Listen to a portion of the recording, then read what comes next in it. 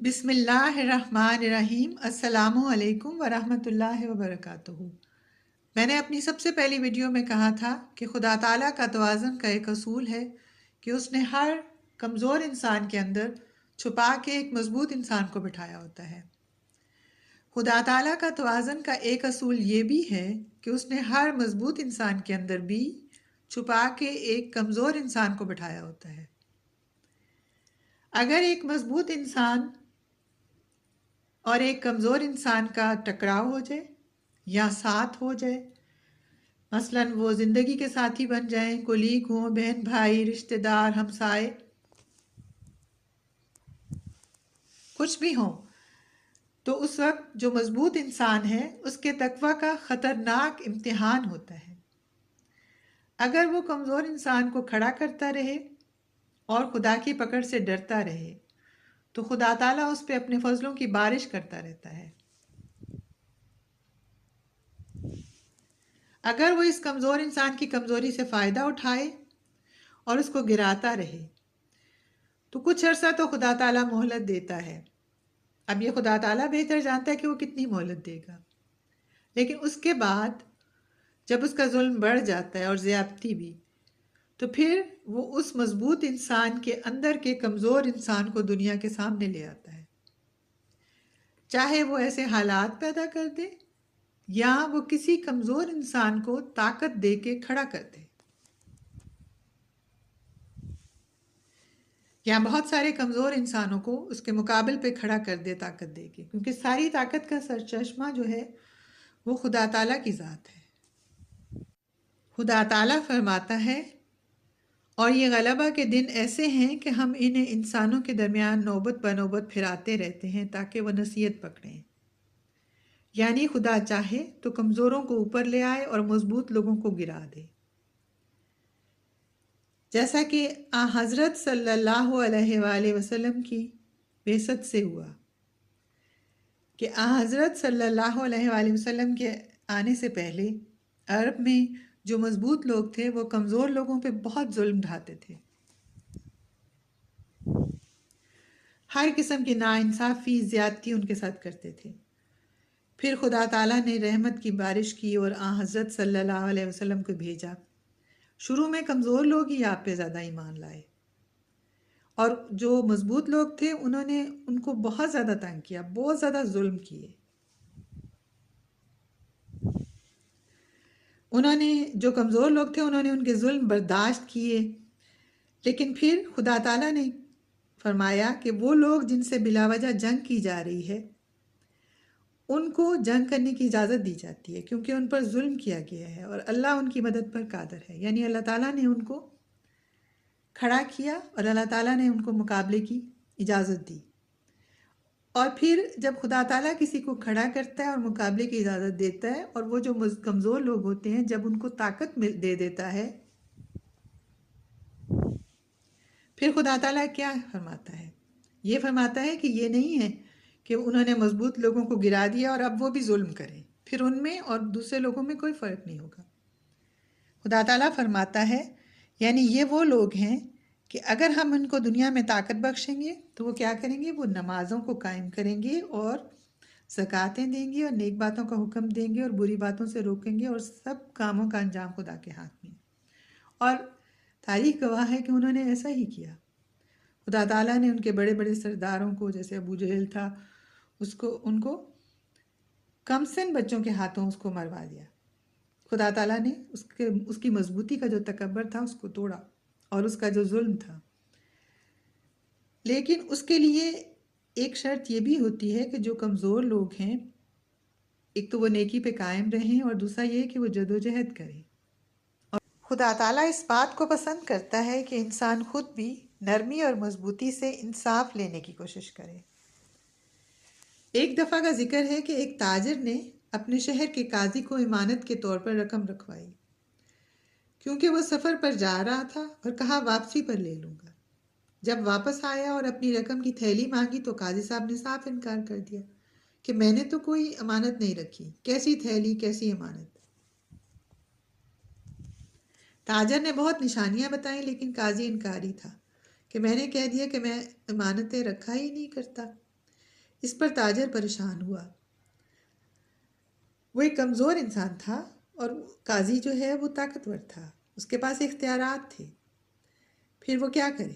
آخر اسے کسی نے بتایا کہ بادشاہ جو اس ملک کا بادشاہ ہے فلاں دن اپنا دربار لگاتا ہے اور ہر شخص کی پہنچ اس تک ہوتی ہے، تم بھی جا کر اپنا معاملہ پیش کرو.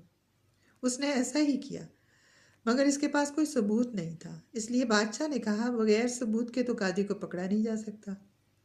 پھر بادشاہ نے خود ہی ایک صورت بتائی کہ فلاں دن میری سواری یا جلوس نکلے گا اور شہر میں جائے گا، تم اس دن قاضی کے پاس کھڑے ہو جانا، جب میں آؤں گا تو تم سے بے تکلفی سے باتیں کروں گا. تم بھی ایسے ظاہر کرنا جیسے تم میرے دوست ہو، اور ڈرنا نہیں کہ میں بادشاہ ہوں. تم سے میں پوچھوں گا کہ بڑے عرصہ سے ملے نہیں، تو تم بتانا کہ میں سفر پر گیا ہوا تھا. پھر واپس آیا تو ایک شخص کے پاس امانت رکھی ہوئی تھی، وصولی کی کوشش میں ہوں، اس کا جھگڑا چل رہا ہے. بادشاہ نے کہا جب میں کہوں گا کہ جھگڑے کے حل کے لیے میرے پاس آ جانا تو تم کہنا کہ اگر حل نہ نکلا تو آپ کے پاس آؤں گا. چنانچہ اس دن جب بادشاہ آیا تو تاجر نے ایسا ہی کیا اور بادشاہ کے ساتھ سوال جواب ہوئے. قاضی بھی بادشاہ کے استقبال کے لیے موجود تھا اور کھڑا یہ سب باتیں سن رہا تھا. جب بادشاہ کی سواری آگے چلی گئی تو قاضی صاحب تاجر کے پاس آئے اور کہنے لگے تم ایک دن میرے پاس آئے تھے اور کسی امانت کا ذکر کیا تھا، میرا حافظہ کمزور ہے، نشانیاں بتاؤ. تو تاجر نے وہی نشانیاں جو پہلے بتائی تھیں دوبارہ بتا دیں. اب چونکہ قاضی بادشاہ کا رویہ تاجر کے ساتھ دیکھ چکا تھا اور فوراً بولا یہ نشانیاں پہلے کیوں نہیں بتائیں؟ امانت میرے پاس محفوظ ہے، ابھی لا کر دیتا ہوں. تو اس واقعے سے ہمیں جو کمزور لوگ ہیں ان کے لیے خوشخبری ہے کہ جب ایک دنیاوی بادشاہ جس کو ایک محدود سی طاقت ہے، اس کی دوستی انسان کو یہ مقام دے سکتی ہے کہ بڑے بڑے لوگ اس سے ڈرتے ہیں، تو یہ کس طرح ممکن ہے کہ خدا تعالیٰ کی دوستی کسی کو حاصل ہو تو دنیا اس کے قدموں میں نہ گر جائے؟ بس اللہ تعالیٰ سے محبت کر کے انسان ظلم کا خاتمہ کر. وہ انسان جتنا مضبوط ہوتا ہے اتنا ہی اس کے لیے خوف کا مقام ہے، کیونکہ جب ایک بہت زیادہ مضبوط چیز ٹوٹتی ہے تو وہ بہت بری طرح سے ٹوٹتی ہے. یعنی جو جتنا انسان مضبوط ہوتا ہے جب اس کی جو شخصیت ہے وہ اللہ تعالیٰ اس کو توڑ دیتا ہے تو وہ ایک کمزور انسان کی نسبت اس کی زیادہ کرچیاں ہوتی ہیں یا زیادہ اس کے حصے بکھرے ہوتے ہیں. ایک دفعہ ایسا ہوا کہ ہمارے گھر کے باہر ایک آدمی شیشے کے گلاس لے کے آیا. وہ ان کو زور زور سے زمین پہ مار کے ہمیں دکھاتا تھا کہ یہ بہت مضبوط ہیں، یہ نہیں ٹوٹتے. وہ ہم نے متاثر ہو کے خرید لیے. جب وہ گیا ہی تھا تو میرے ہاتھ سے گلاس چھوٹا اور وہ زمین پہ گرا اور چھوٹے چھوٹے ٹکڑے ہو گئے اس کے. میں اتنی حیران ہوئے ہم لوگ کہ ابھی تو وہ اتنی زور زور سے مارا تھا اور اس کو کچھ بھی نہیں ہو رہا تھا، تو اب کیسے ہو گیا؟ تو میری والدہ صاحبہ نے بتایا کہ وہ ایک خاص زاویے سے مارتا تھا، اس وجہ سے نہیں ٹوٹا. اور وہ چیز جو مضبوط ہو جب وہ اس زاویے سے گرے جس پہ کہ وہ ٹوٹ سکتی ہے تو وہ پھر اس کی زیادہ کرچیاں ہوتی ہیں. اس طرح ہر انسان کی شخصیت میں کچھ پہلو ایسے ہوتے ہیں جب وہاں پہ چوٹ لگے تو انسان اپنے آپ کو مضبوط نہیں رکھ سکتا. اور خدا کو پتہ ہوتا ہے کہ اس نے کہاں پہ کسی کو اگر وہ ظلم میں بڑھ رہا ہے تو اس کو کیسے توڑنا ہے. اور ہر انسان جب اس جگہ اس کی چوٹ لگتی ہے تو پھر وہ ٹوٹ جاتا ہے. قرآن مجید میں اس کی ایک مثال یہ بھی ہے جو فرعون کی ہے. وہ اپنے آپ کو ان کا جو اس کے ملک کے لوگ تھے ان کا نعوذ باللہ خدا کہتا تھا. خدا تعالیٰ اس کا ذکر کر کے فرماتا ہے کہ فرعون نے اپنے ملک میں بڑی سرکشی سے کام لیا تھا اور وہ یعنی ملک کے رہنے والوں کو ٹکڑے ٹکڑے کر دیا کرتا تھا. وہ اتنی زبردست حکومت کرتا تھا کہ وہ ان کو ٹکڑوں میں بانٹ دیتا تھا. وہ ان میں سے ایک گروہ کو کمزور کرنا چاہتا تھا اس طرح کہ وہ ان کے بیٹوں کو قتل کر دیتا تھا اور ان کی لڑکیوں کو زندہ رکھتا تھا، اور وہ یقیناً فسادیوں میں سے تھا. اور خدا تعالیٰ فرماتا ہے اور ہم نے ارادہ کر رکھا تھا کہ جن لوگوں کو ملک میں کمزور سمجھا گیا تھا ان پر احسان کریں اور ان کو سردار بنا دیں اور ان کو تمام نعمتوں کا وارث کر دیں اور ان کو ملک میں تمکنت بخشیں. اور فرعون اور حامان اور ان کے لشکروں کو ان میں سے وہ کچھ دکھا دیں جس کا ان کو خوف لگا رہتا تھا. یعنی وہ خوفزدہ رہتے تھے کہ یہ کمزور لوگ کہیں کھڑے نہ ہو جائیں اور ہماری طاقت کو نہ توڑ دیں، تو وہ ان کو ٹکڑے ٹکڑے کرتے تھے۔ لیکن جب خدا نے چاہا تو ان لوگوں کو ٹکڑے ٹکڑے کر دیا اور کمزوروں کو کھڑا کر دیا۔ تو جو مضبوط لوگ ہیں وہ اپنی مضبوطی کو پازیٹیو وے میں استعمال کریں، کبھی اپنے مضبوطی کو ناجائز طریقے سے استعمال نہ کریں، اور جو کمزور ہیں وہ بزدلی نہ دکھائیں، اور انصاف کے لیے آواز بلند کرتے رہیں، دوسروں کے لیے بھی۔ یہ نہ سوچیں کہ میرے پہ تو نہیں ظلم ہو رہا۔ ظلم کی آگ بہت تیزی سے بڑھتی رہتی ہے اور بھڑکتی ہے اور دوسروں تک بھی پہنچ جاتی ہے۔ اس معاملے میں ایک جرمن پادری مارٹن نی مولر تھا، اس کا جو نازیوں کی جیل میں رہا تھا، اس کی سینگ ہے، اس کا کال ہے جو بہت خوبصورت ہے۔ اس نے کہا، پہلے وہ یعنی نازی لوگ سوشلسٹ لوگوں کو لینے آئے، میں خاموش رہا کیونکہ میں سوشلسٹ نہیں تھا۔ پھر وہ یونین والوں کو لینے آئے جو مزدوروں کی یونین تھی، میں خاموش رہا کیونکہ میں یونین والوں میں سے نہیں تھا۔ پھر وہ یہودیوں کو لینے آئے، تب بھی میں خاموش رہا کیونکہ میں یہودی نہیں تھا۔ پھر وہ مجھے لینے آ گئے یعنی ظلم کرنے کے لیے، تب کوئی بچا ہی نہیں تھا جو میرے لیے پروٹیسٹ کرتا یعنی میرے لیے احتجاج کرتا۔ تو پھر کوئی بچتا ہی نہیں ہے جو اگر ان لوگوں پہ ظلم ہو جو بے حسی کا مظاہرہ کرتے ہیں تو ان کے لیے پھر کوئی پروٹیسٹ کرنے والا، کوئی انصاف کی آواز بلند کرنے والا رہتا ہی نہیں ہے۔